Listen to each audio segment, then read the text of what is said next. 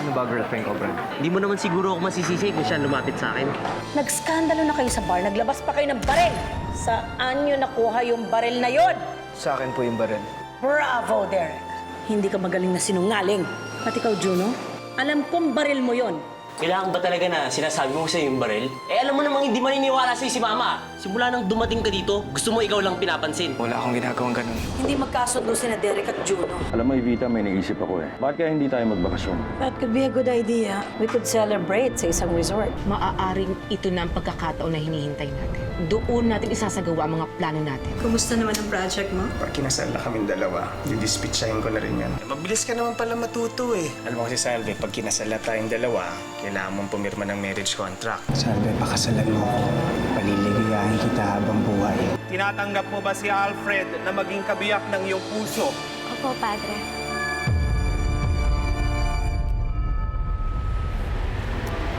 Pirma mo yung itinuro ko sa'yo.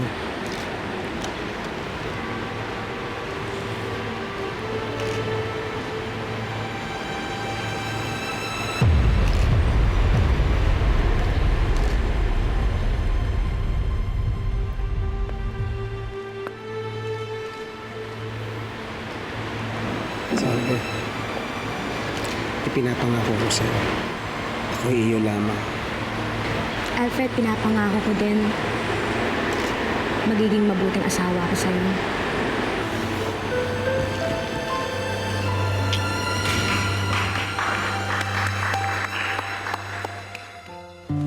Tara na. Evita? For you. Thank you. Ay.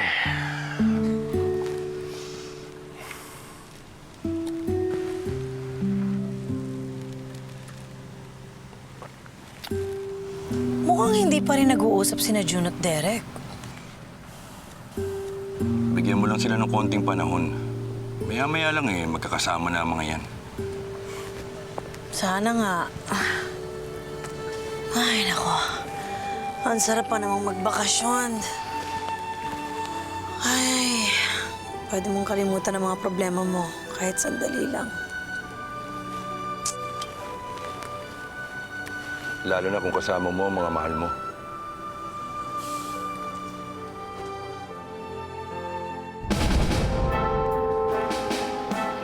Ma'am, kumpirmado nga. Nandito sila. Very good. Ang mga tauhan mo, Nakahanda na, ma'am.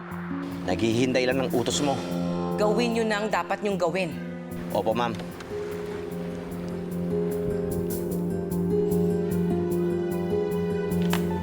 Sa wakas, mamamatay ka na rin, Evita. Makakaganti na rin ako sa lahat ng ginawa mo sa akin.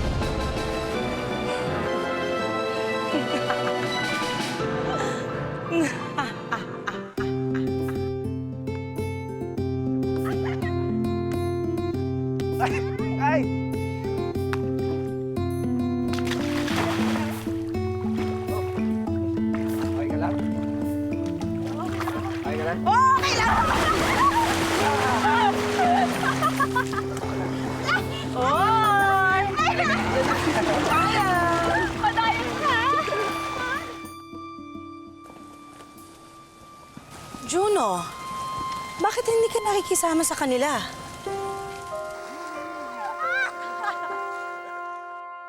Alam mo, kung ano man yung hindi ninyo pinagkakasunduan ni Derek, Kailangan ba talaga pag kinakausap ako, binabanggit ang pangalan ni Derek? gusto ko lang naman na magkasundo kayo. Eh ano naman ang gusto mo para sa akin?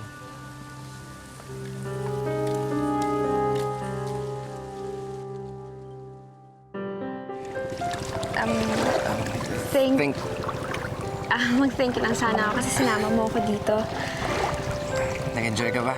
Oo naman. Mas enjoy siguro kung hindi ka muna kagad aalis.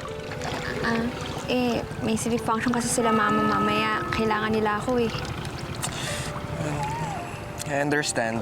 Well, thank you. Thank you for joining us. Happy birthday. Salamat.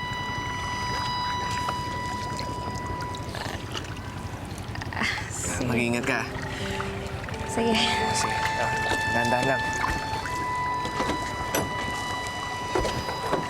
Ingat. Bye.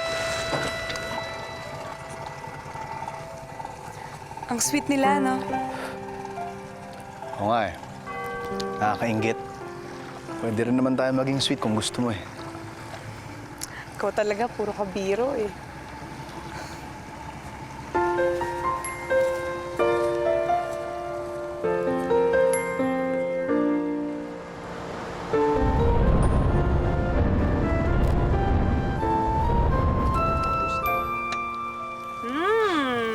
Mukhang masarap. Talagang masarap pag bagong huli. Sariwang-sariwa. Yeah, init. Ah, Juno, luto na. Akin na yan, kung ayaw niya.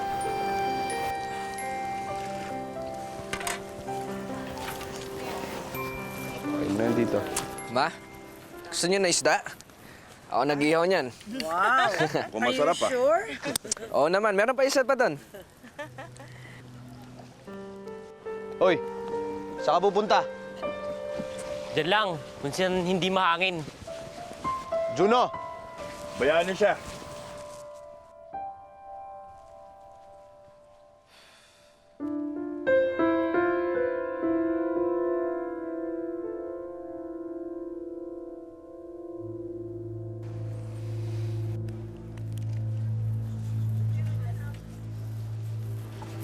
Juno. Teka, sandali. Bakit ba? Dinala tayo dito ni Mama para magkasundo. Dinala tayo dito para sa'yo. Para sa lintik na birthday mo. Hindi kita ginugulo kaya pwede ba tigilan mo na ako? Teka lang, sandali eh. Kung hindi tayo pwede maging magkaibigan, baka pwede naman magkasundo tayo na huwag na mag-away. Kahit kailan hindi tayo pwede magkasundo.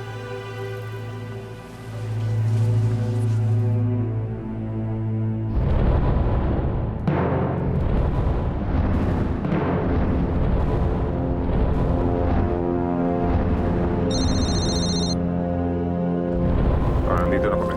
Mabuti naman nakarating ka na dyan. Para sa selebrasyon ng Pamilya Perante. Siguradong matutuwa sila sa ipapakita mong fireworks.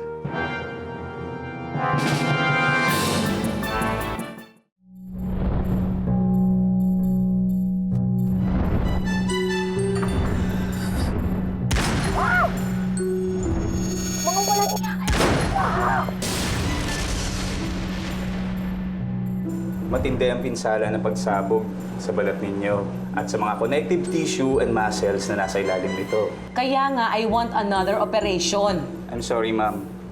But we have already done 2 surgeries on your face. Kahit paulit-ulit nating operahan ang mukha ninyo, ay hindi na po natin may babalik sa dati. Pero hindi pwedeng ganito lang ako habang buhay. Ayusin mo pagmumukha ko, Dok. Magbabayad ako kahit na magkano, basta ibalik mo ang dati kong anyo. I'm really very sorry, ma'am.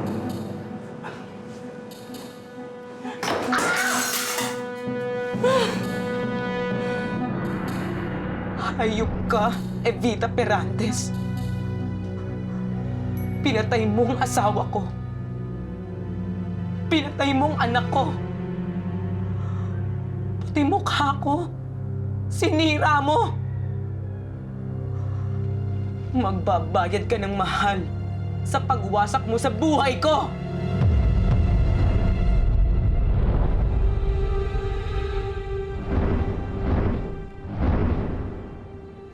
Kaya mo. Fred, sandali.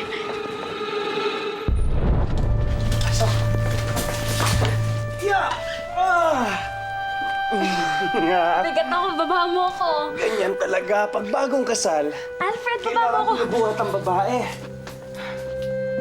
Alfred, Ganggang mo eh. Alfred, baba mo ako, baba mo ako.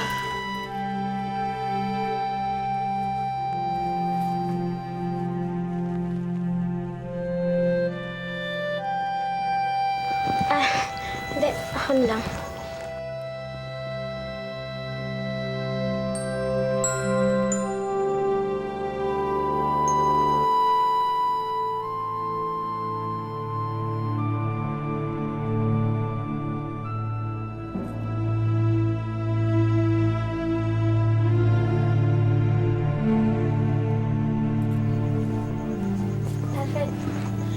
Alfred. Alfred, Alfred. Alfred, sandali. Alfred! Alfred, Alfred! Ginagawa mo. Ba't mo kinuhubaran?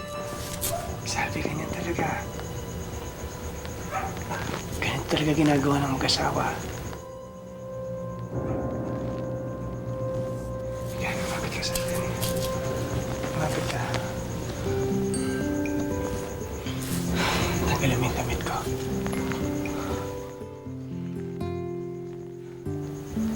Tanggalin mo. Tanggalin mo.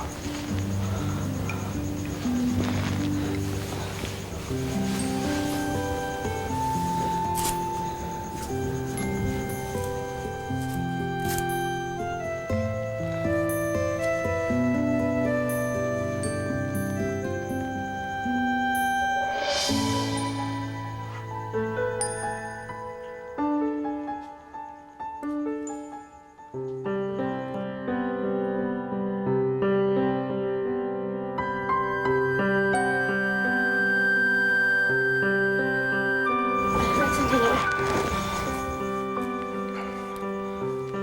Huwag kang matakot.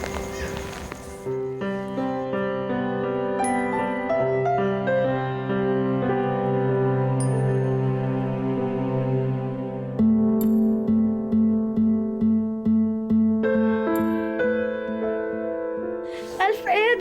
Alfred, maawa ka naman, oh.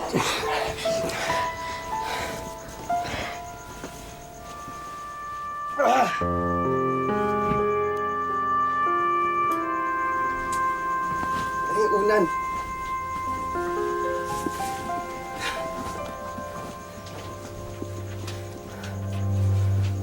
Tulog ka na.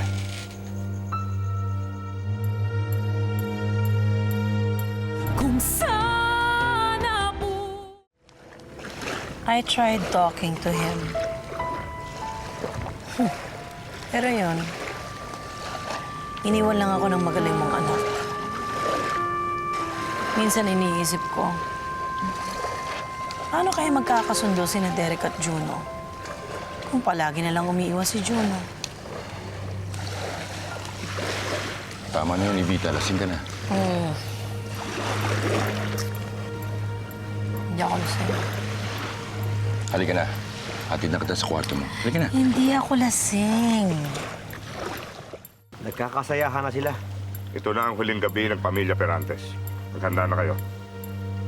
Mga bata, dun tayo.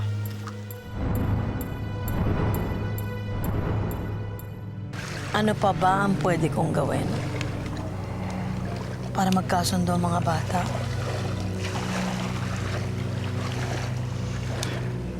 Alam mo ba kung bakit gano'n ang kinikilos si Juno?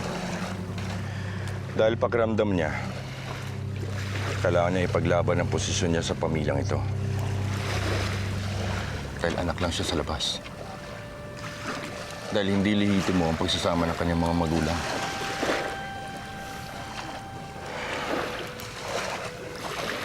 Hindi tayo nagsasama, Django. Pero Evita, pwede natin baguhin yun. Baguhin pa paano?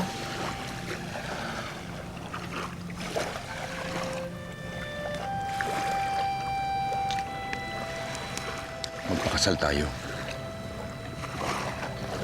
Evita, mahal na mahal kita. Mula pa noon hanggang ngayon, hindi nagbago na nararamdaman ko para sa'yo.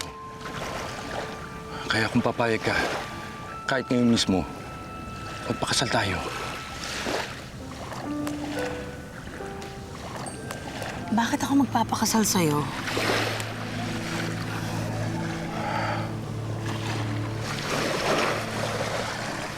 Para sa anak natin, kay Juno. Kahit para sa kanya lang.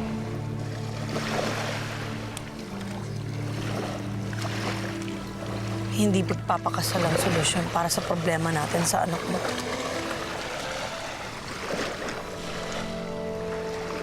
Pareho lang kami na anak ko. Walang lugar sa puso mo.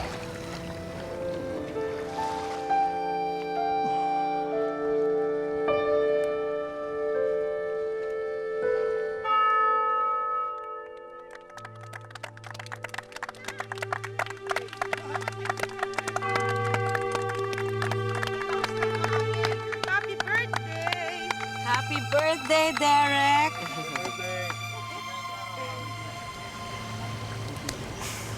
Ma, Alam mo, naisip ko lang, birthday din pala ni Emma ngayon. hindi ko po yun nakakalimutan, Ma.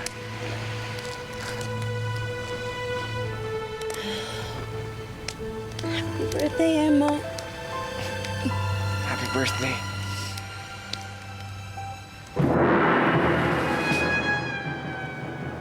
Nakahanda ng mga bata.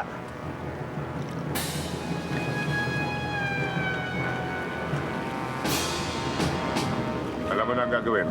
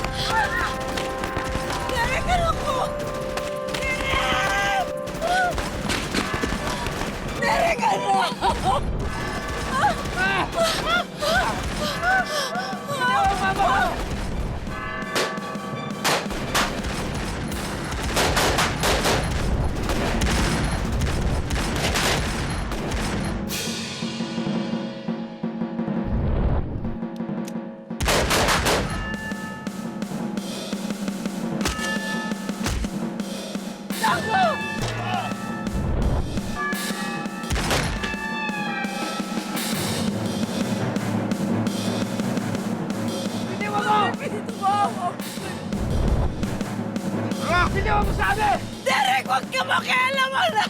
Huwag! Bitawan mo yan! Huwag! Hindi kita pwedeng pabayaan.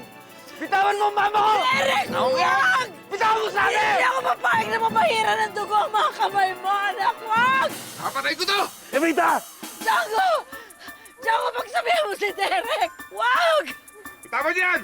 Derek! Bitawan mo ang mama ko! Derek! Ibaba mo ang baril mo! Maawa kayo! Derek! Baba mo! Derek, huwag!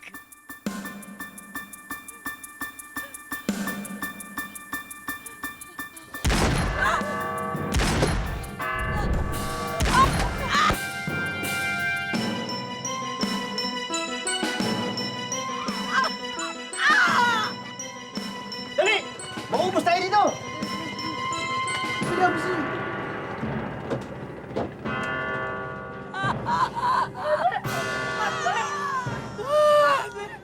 Evita, may tama ka. Kailangan madala ka sa ospital. Sige na. Julie, tulungan mo ako. Dali, tulong!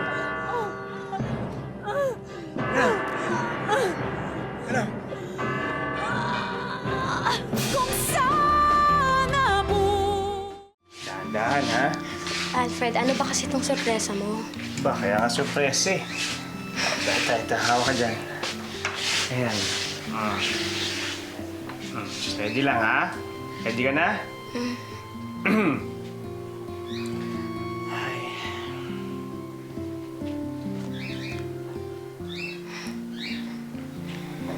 Happy birthday. Naku, ang dami-daming pagkain, tapos ang dami-daming lobo. Talaga bang sa akin ang lahat ng ito? Eh, kanino pa? Eh, di sa pinakamagandang misis sa buong mundo. Salamat, ah. Alfred, ganito pala ang pakiramdam kapag birthday party. Ngayon lang kasi ako nagkaroon ng birthday party, eh. Buka na. Papakainin kita. Dahil birthday mo, ako ang magsisilbi sa'yo, ha? Happy birthday mo, malaki plato mo. Pansit.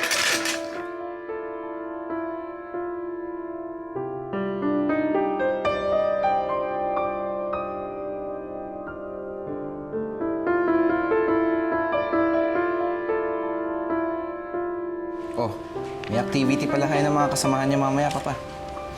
Oo, 2 oras na seminar lang naman yun. Skills training yun para sa mga bilanggo sa Dolores. Ah, swerte rin yung mga bilanggo, ah. Yung mga tulad niyo pong tumutulong sa kanila. Alam nyo, hindi naman lahat ng nakabilanggo doon may kasalanan.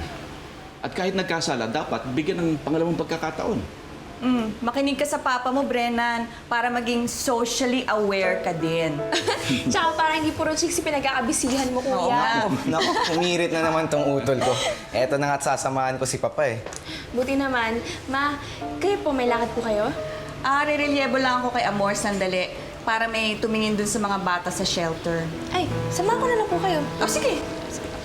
Patay ang ilang security aides at sugatan naman ang iba pa sa naganap na ambush sa Villa Perantes Resort. Hindi pa matukoy sa mga sandali. Yan ang resort na pag-aari ni Evita Perantes, ha?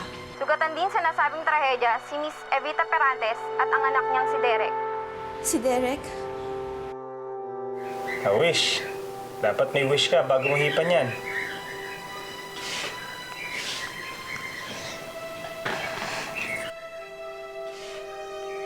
Happy birthday. Salamat. Salamat, Alfred.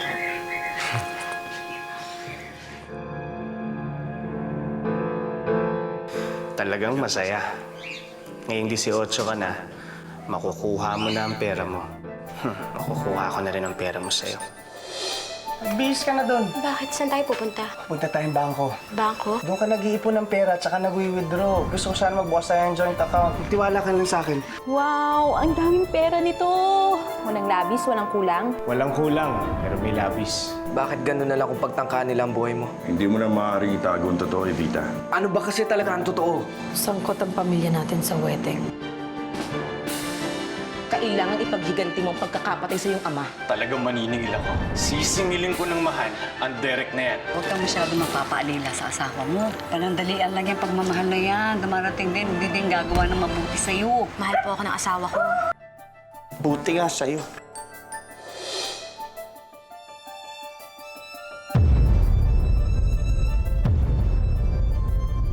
Sana bukas may babalik ko lang ang dati nating pag-ibig, ang init ng pananabik. Di sana ganito nang hihinayang sa'yo. Kung sana bukas mabawi ko ang lahat na dapat nasa akin lang, di na muling mag-aasam. Sana'y makamtan kung sana bukas.